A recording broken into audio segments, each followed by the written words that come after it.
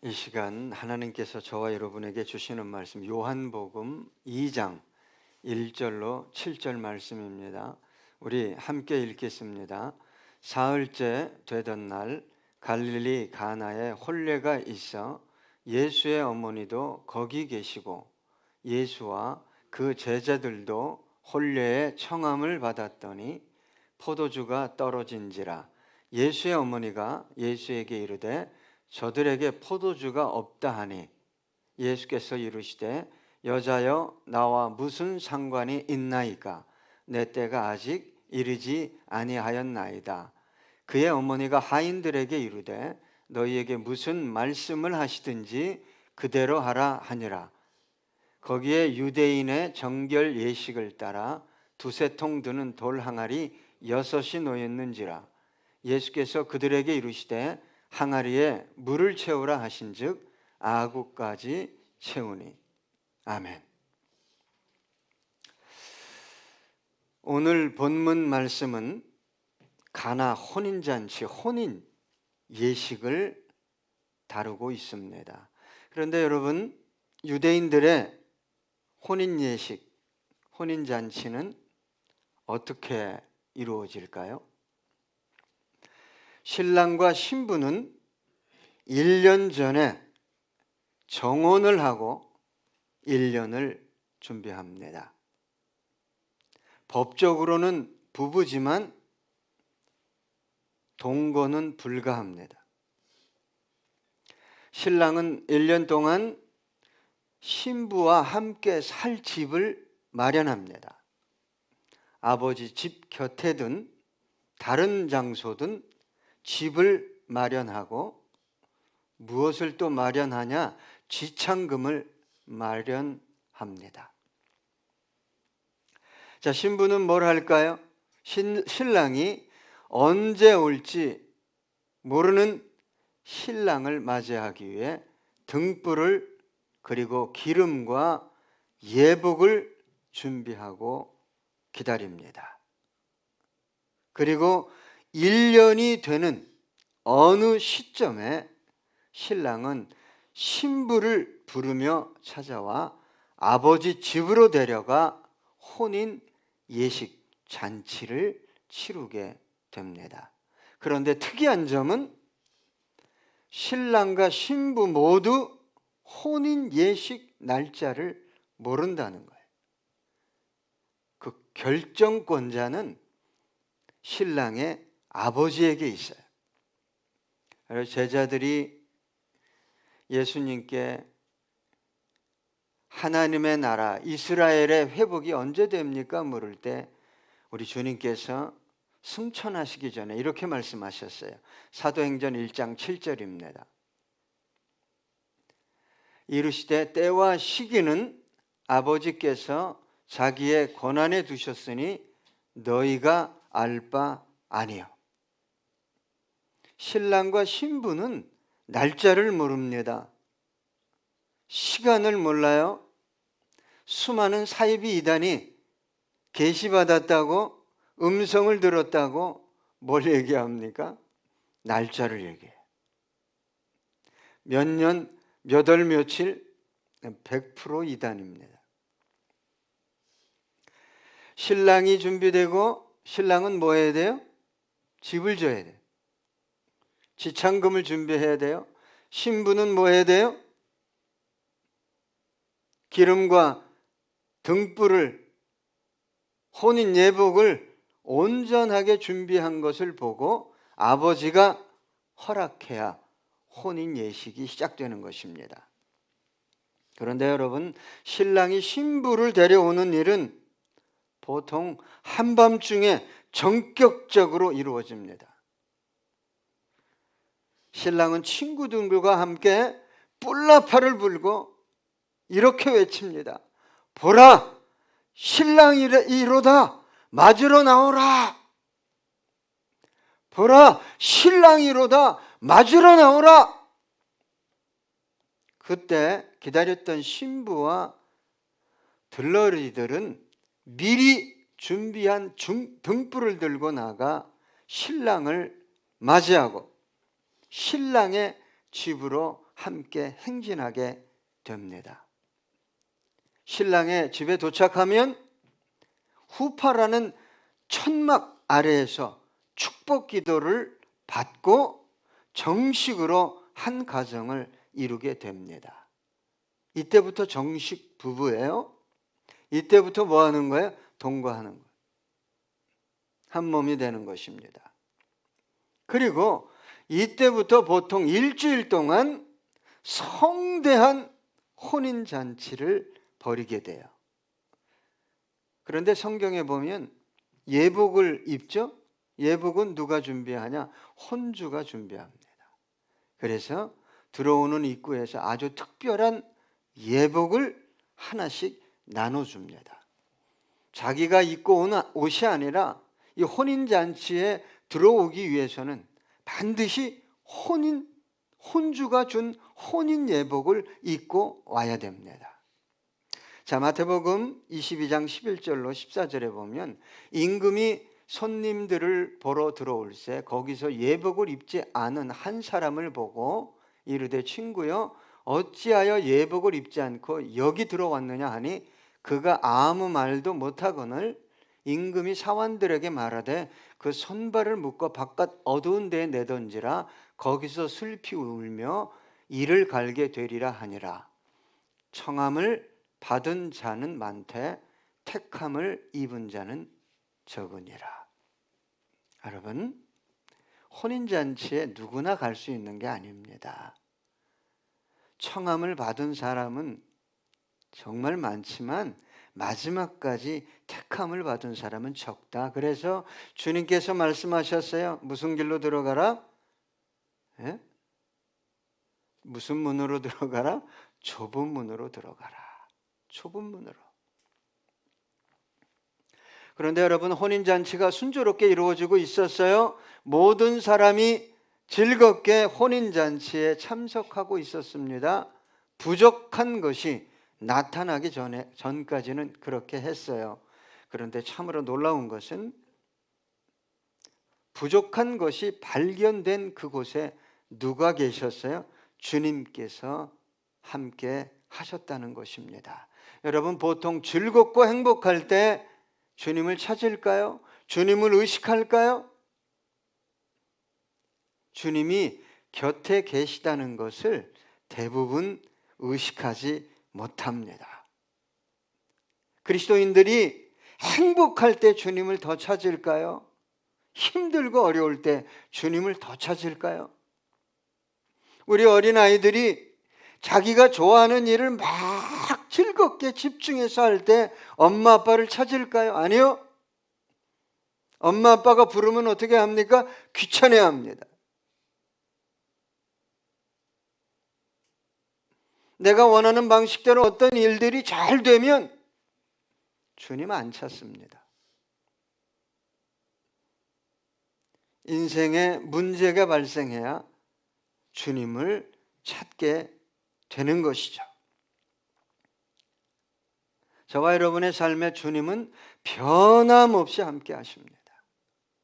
내가 잘하니까 함께 하고 내가 못하니까 함께 안 하실 거야? 천만에. 그런 주님이 아니십니다. 저와 여러분이 오늘은 내가 기도 많이 했으니까 하나님이 나와 함께 하시고 오늘은 내가 기도를 못하고 대충 살았으니까 하나님이 나와 함께 하시지 않는다? 내 생각이에요. 변함없이 저와 여러분과 주님은 함께 하십니다. 주님이 저와 여러분의 목자죠? 변함없이 인도하기 원하셔요. 이 인생길은 나그네 길이다. 잠시 잠깐 오면 끝난다. 세상을 지나치게 의지하고 사랑하지 말아라. 끊임없이 앞서가시며 저와 여러분을 인도하시는 분이에요. 주님은 왕이십니다. 주인이십니다. 더 나아가 최상의 자리에 모셔야 할 지극히 높으신 존귀하신 하나님이십니다. 여러분, 오늘 본문 1, 2절을 한번 같이 읽어볼까요? 사흘째 되던 날 갈릴리 가나에 혼례가 있어 예수의 어머니도 거기 계시고 예수와 그의 제자들도 혼례의 청함을 받았더니, 여러분, 예수님을 주목하지 않았어요. 그냥 하객 중에 한 명이었어요. 그리고 모든 사람들은 혼인잔치를 즐기고 있었어요. 주님을 찾지도 않았습니다. 사실 주님은 그런 것에 관심이 없었어요. 우리 주님은 단지 자신의 하실 일을 하고 계셨을 뿐입니다. 그런데 여러분, 주님을 찾을 수밖에 없는 상황이 발생했죠. 혼인잔치에 있어야 할 포도주가 떨어진 거예요. 7일 동안 흥겹게 잔치를 벌여야 되는데 포도주가 떨어졌어요. 이 흥은 깨지고 누가 수치를 당할 판입니까? 신랑뿐만 아니라 혼주인 신랑의 아버지가 이제 수치를 당해야 할 상황이었어요. 그런데 그곳에 누가 계셨어요? 주님이 계셨다는 거예요. 자, 3절로 4절 함께 읽어보겠습니다. 포도주가 떨어진지라 예수의 어머니가 예수에게 이르되 저들에게 포도주가 없다 하니 예수께서 이르시되 여자여 나와 무슨 상관이 있나이까? 내 때가 아직 이르지 아니하였나이다. 여러분, 포도주가 떨어진 상황에서 문제를 해결할 수 있는 분은 오직 누굽니까? 주님뿐이었어요. 그래서 그의 어머니 마리아가 나선 것입니다. 그런데 주님은 아주 냉정하게 말씀하고 계셔요. 여자여 나와 무슨 상관이 있나이까? 저와 여러분이 뭔가 인생에서 떨어졌어요. 어려움이 있어요. 주님을 찾아요. 기도해요. 그런데 주님께서 말씀하실 수 있어요. 이렇게 그것이 나와 대체 무슨 상관이 있냐? 네가 찾는 것이, 네가 고통스러워하는 것이 대체 나와 무슨 상관이 있냐 이 말이에요. 주님은 제껴놓고 내가 필요하고 내가 원하고, 여러분, 내가 주님 앞에서 구하는 것이 주님과 어떤 관계가 있는지, 이 문제가 왜 발생했는지, 여러분, 기도하는 것이 그리스도인입니다. 야고보서 4장 2절로 3절 보니까 너희는 욕심을 내어도 얻지 못하여 살인하며 시기하여도 능히 취하지 못하므로 다투고 싸우는도다. 너희가 얻지 못함은 구하지 아니하기 때문이요 구하여도 받지 못함은 정욕으로 쓰려고 잘못 구하기 때문이라. 여러분, 또 이렇게 주님께서 말씀하셨어요. 내 때가 아직 이르지 아니하였나이다. 여러분, 우리는 언제나 우리 때에 집중합니다. 우리 때에 맞추려고 안달합니다. 그리고 이렇게 얘기해요. 이 일이 언제까지 해결되지 않으면 안 됩니다.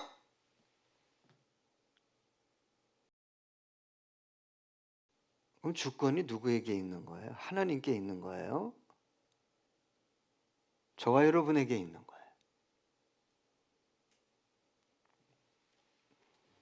우리 주님은 저와 여러분에게 어머니 마리아에게 얘기했듯이 아주 냉정하게 말씀하실 수 있어요. 때가 아니다.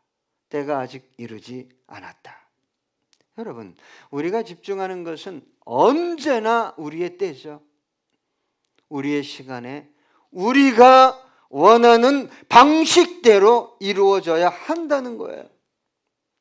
그러나 여러분, 저와 여러분은 주님의 때를 알아야 하고 주님의 때를 기다려야 합니다. 여러분, 우리의 시간이 아니라 주님의 시간에 이루어져야 모든 것이 더 아름답고 더 완전하게 이루어질 것이기 때문입니다.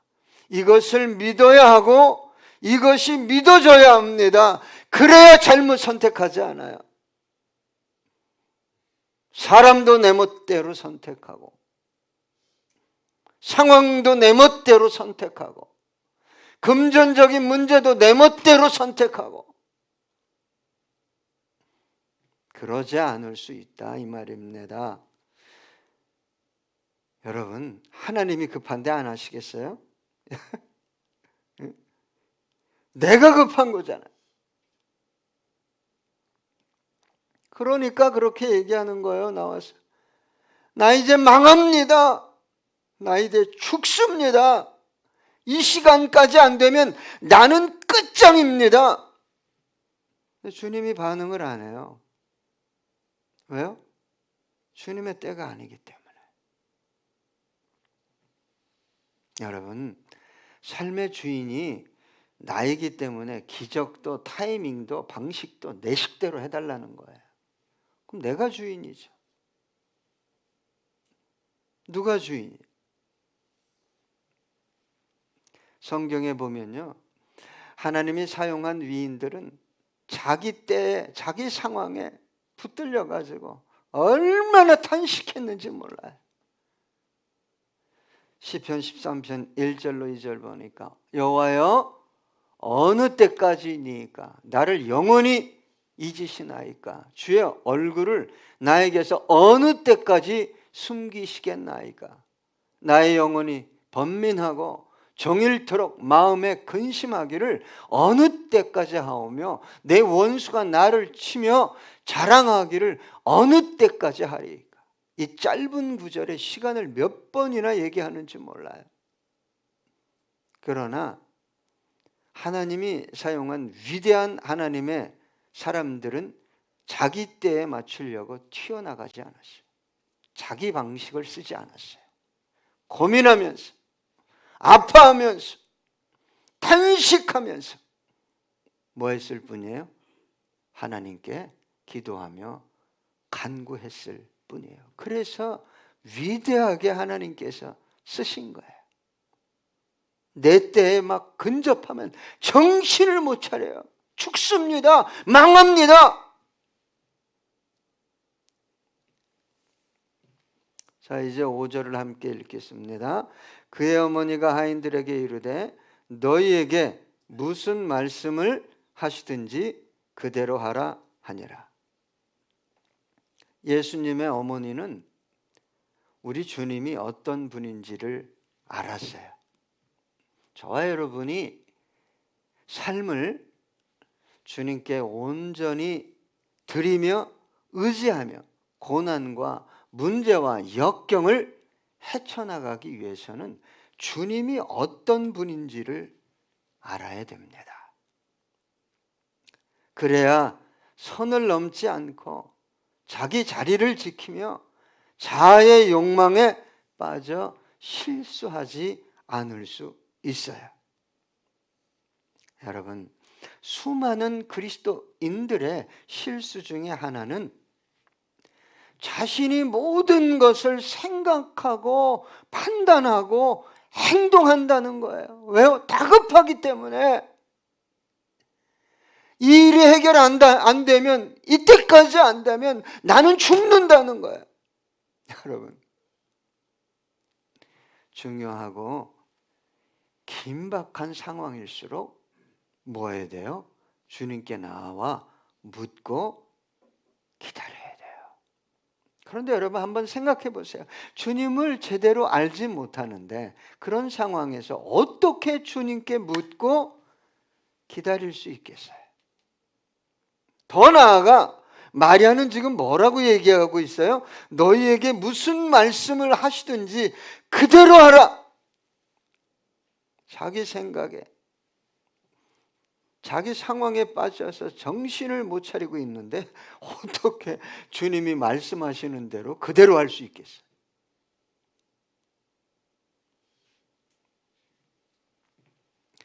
정말 쉬운 일이 아니죠. 네? 우리 그리스도인들 뿐만 아니라 마리아가 누구에게 얘기했어요? 하인들에게. 하인들이 예수를 경험했습니까? 자, 마리아는 왜 그렇게 말했을까요? 이 상황을 해결할 수 있는 분은 오직 주님뿐이라는 것을 알고 있었기 때문에 그렇게 말한 거예요. 여러분, 아는 것과 모르는 것, 믿는 것과 믿지 않는 것의 차이는 엄청납니다. 내가 다 알아서 내 생각에 다 해놓고 하나님이 어떻게 개입을 합니까? 하나님이 어떻게 개입을 해요? 물어야죠. 기다리며 기도해야죠. 그래서 여러분, 다급한 문제, 금전적인 시간적인 어떤 것들이 막 밀려오면 대부분의 그리스도인들이 실수해요. 이런 생각을 하면서 기다린다고 되냐? 기도한다고 되냐? 말씀대로 순종한다고 되냐? 그래서 뭐 하는 거예요? 먼저 행동을 취해버리는 거예요. 잠언서 8장 34절입니다. 함께 읽어볼까요? 누구든지 내게 들으며 날마다 내 문 곁에서 기다리며 문설주 옆에서 기다리는 자는 복이 있나니. 내가 누구예요? 잠언은 지혜죠. 지혜는 누구예요? 예수 그리스도예요. 여러분, 무슨 말씀을 하시든지 그대로 해라. 여러분, 이 말씀이 가슴에 못같이 잘 박혀야 돼요. 왜요? 우리의 생각, 기대와는 전혀 다른 말씀을 하실 수 있기 때문입니다. 여러분, 여리고가 어떻게 무너졌어요? 이스라엘 백성들이 생각하고 기대하고 경험했던 방식이에요. 전혀 그렇지 않은 방식이에요. 그래서 예수님이요, 우리 하나님이 너희들 돌 때 뭐 다물어라 그랬어요? 입 다물어라, 입 다물어라. 끝없이 입을 열어요. 되겠냐? 되게 하는 분이 자기인 줄 아니까 그런 소리를 하는 거죠. 내가 보기에 내 논리에 맞아야 될 것 같거든요. 되게 하는 분이 누구라고요? 하나님이잖아요.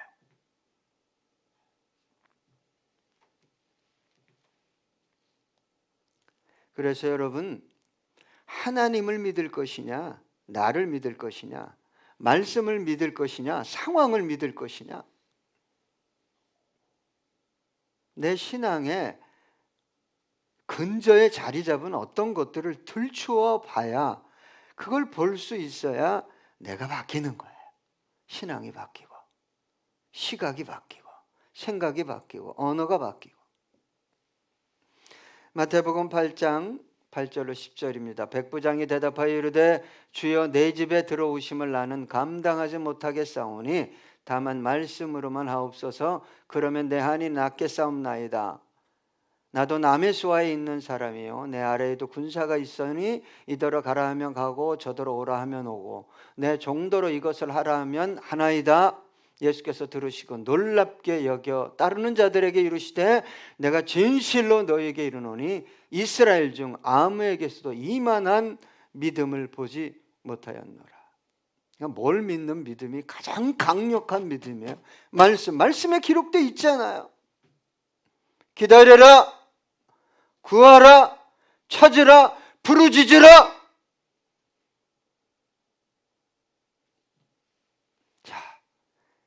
이제 끝으로 6절과 7절 함께 읽겠습니다. 거기에 유대인의 정결 예식을 따라 두세 통 드는 돌 항아리 6이 놓였는지라. 예수께서 그들에게 이르시되 항아리에 물을 채우라 하신즉 아기까지 채우니. 여러분, 지금 필요한 게 뭐예요? 손님들 발 닦아주고 손 닦아줄 물이 아니에요. 예? 지금 필요한 건 포도주예요. 저와 여러분에게 필요한 게 돈이래요. 돈이잖아. 엉뚱한 것을 말씀하신다 이 말이에요. 누가 보기에? 저와 여러분이 보기에 엉뚱한 거예요. 무슨 손님에게 필요하고 손 닦아주고 발 닦아주고 외출하면 그 사람들은 제의적으로 그렇게 해야 뭐 세상으로부터 더러운 것들이 다 씻겨나간다고 생각했어요. 그게 아니잖아요. 여러분, 지금 신랑이 수치를 당해야 되고 혼주가 수치를 당해야 돼요. 그 수치를 모면할 수 있는 유일한 것이 뭐예요? 포도주예요. 맹물이 아니에요. 몇 명이 먹어야 할 포도주가 또 아니에요. 온 마을 잔치에 신랑의 마을, 신부의 마을 대부분이 다 왔어요. 옛날에 혼인잔치 하면 마을 사람 다 모였어요. 가난한 집이 혼인잔치 하면 빚을 졌어요.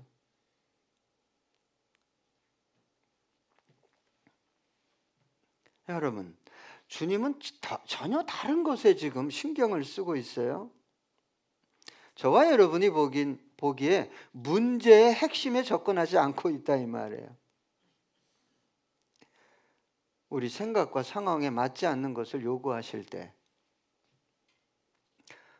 어떻게 해야 되죠? 내가 그렇게 힘들어하는 문제는 아랑곳하지 않는 거예요. 그때 어떻게 반응하고 순종할 수 있겠어요? 내 생각, 내 상황, 내 논리에 맞아야 움직였거든요. 신앙이 우선이 아니었다 이 말이에요. 말씀이 하나님이 우선이 아니었어요. 그러니까 항상 내가 보기에 논리 중심, 상황 중심. 당연히 순종할 수 없죠. 저와 여러분은 하나님을 다 알 수 없어요. 하나님의 계획을 어떻게 다 알 수 있겠어요? 하나님의 일하시는 방식을 다 알 수 있어요? 몇 번 경험했다고 뭐 음성 들었다고 안다고 말하는 사람들이 있어요. 실수하는 겁니다. 신앙적 무지입니다.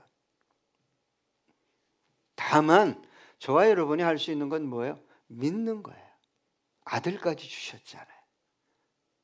아들까지 찢어 죽이신 하나님이 나를 구원하려고 이 고난의 상황 속에서, 이 문제의 상황 속에서 그냥 나를 방치하지는 않겠지. 그 믿음이 있냐는 거예요. 튀어나가지 말고, 다 해결하지 말고. 여러분, 저와 여러분이 다 알고 다 이해가 되고 다 경험해서 순종하는 것이 아닙니다. 하나님께서도 다 이해시키고 다 경험시켜서 순종하라고 말하지 않아요. 네가 먼저 가서 섬겨라. 논리적으로 안 맞을 때가 많아요. 네가 먼저 낮아져라. 무엇을 붙들며 여기까지 왔냐는 거예요. 내 감정과 내 생각 붙들고 왔으면 말씀과는 관계없는 삶을 사는 거예요. 자, 누가복음 5장 5절 시몬이 대답하여 이르되 선생님 우리들이 밤이 새도록 수고하였으되 잡은 것이 없지만은 인간적인 것을 다 해봤다는 거예요. 이제 베드로가 이렇게 얘기하잖아요. 말씀에 의지하여 내가 그물을 내리리이다. 잡은 것이 한 마리도 없는데 말씀에 의지해서 그물 던지니까 어떻게 됐어요? 고기가 너무 많이 잡혀서 그물이 찢어지는 거예요. 그래서 동료의 배를 불렀는데 2배 잠길 정도로 가득 채워졌어요. 여러분, 가브리엘 천사가 마리아에게 수태고지합니다. 너 아들을 낳을 거야. 그랬더니 마리아가 뭐라고 얘기했어요? 나 남자를 모르는데요? 난 남자를 경험한 적이 없는데요? 가브리엘 천사가 이렇게 얘기합니다. 누가복음 1장 35절로 37절. 천사가 대답하여 이르되 성령이 내게 임하시고 지극히 높으신 이의 능력이 너를 덮으시리니 이러므로 나실 바 거룩한 이는 하나님의 아들이라 일컬어지리라. 보라, 내 친족 엘리사벳도 늙어서 아들을 배웠느니라. 본래 임신하지 못한다고 알려진 이가 이미 6달이 되었나니 대저 하나님의 모든 말씀은 능하지 못하심이 없느니라. 이 믿음이 있어야 돼요. 아니면 계속 신앙생활하면서 곁길로 가는 거예요. 존재 자체는 믿어요. 하나님 계시지. 존재 자체를 안 믿는 분이 어디 있어요? 예? 예수님이 우리를 위해서 십자가에서 죽고 이거 안 믿는 분이 어디 있어요? 너희는 세상의 소금이다. 너희는 세상의 빛이다. 언덕 위에 있는 집은 숨겨질 수 없다.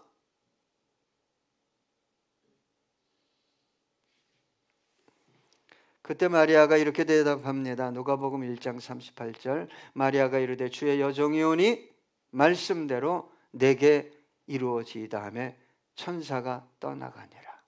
마리아가 다 이해됐겠어요? 남자 손도 못 잡아봤는데 어떻게 아기를 가져요? 그래서 여기서 중요한 게 뭡니까? 나는 종입니다. 여러분, 마리아가 뭐라고 얘기했다고요? 나는 종입니다. 주인이 말하는데 종이 꼬치꼬치 이해가 안 됩니다. 따지는 거야. 왜 내가 이걸 해야 됩니까? 이런 상황에 포도주가 필요한데 왜 맹물을 채우라고 합니까? 그것도 아구까지.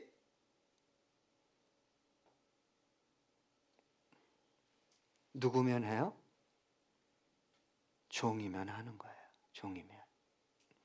누가 안 해요? 인생의 주인이 나인 사람은 못해요. 너 죽어라. 너 기다려라.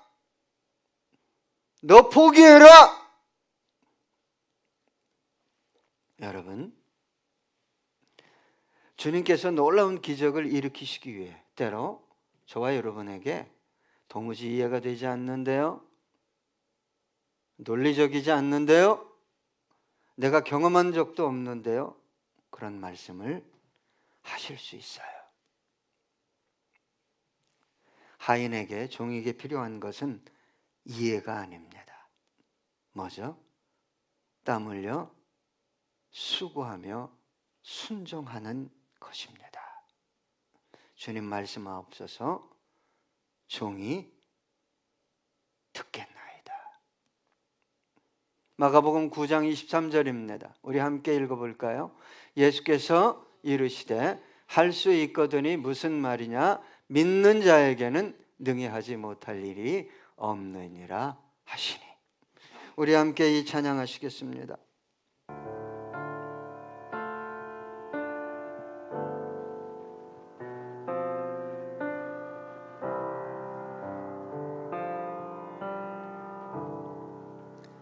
주님만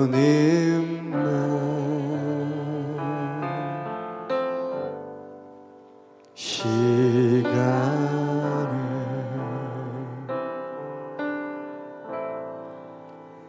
그의 뜻 이루어지리 기다려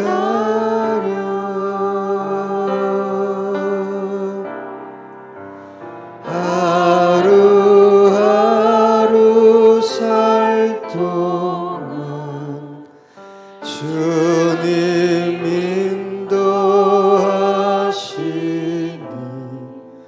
주 뜻 이룰 때까지 기다려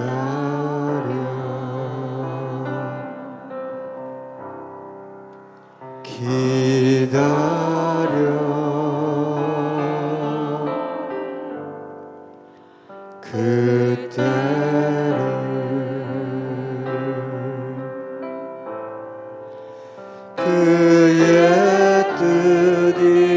이루어지리 기다려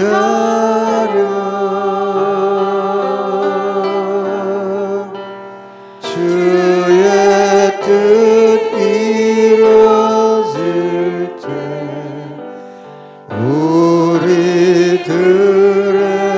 모든 것 아름답게 변화를 기다려 하루하루 살 동안 하루하루 살 동안 주님 인도하시니 주 뜻 이룰 때까지 기다려.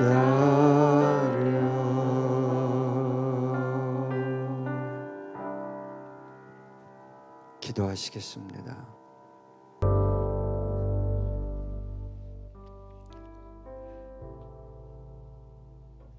혼인잔치에 포도주가 떨어지듯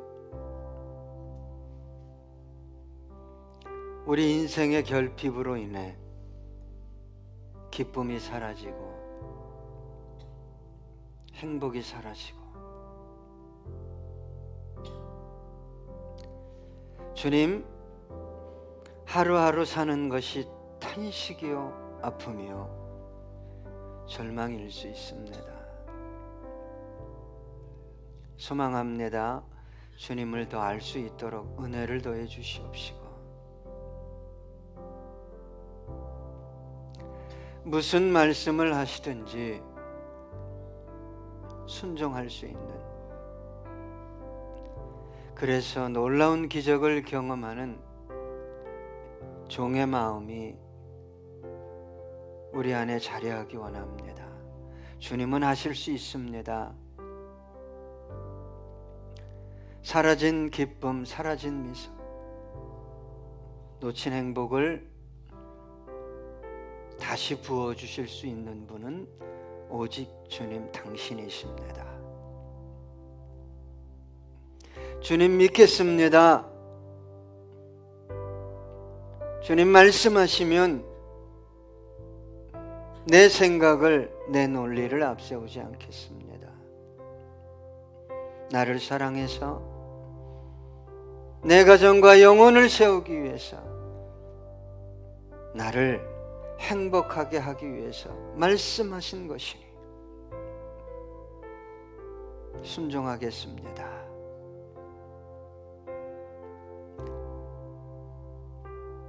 이런 고백을 올려드림으로 참 주님의 능력, 이 마지막 때 참으로 많이 경험하는 주성김교회 모든 성도님들 되게 해 주시옵소서.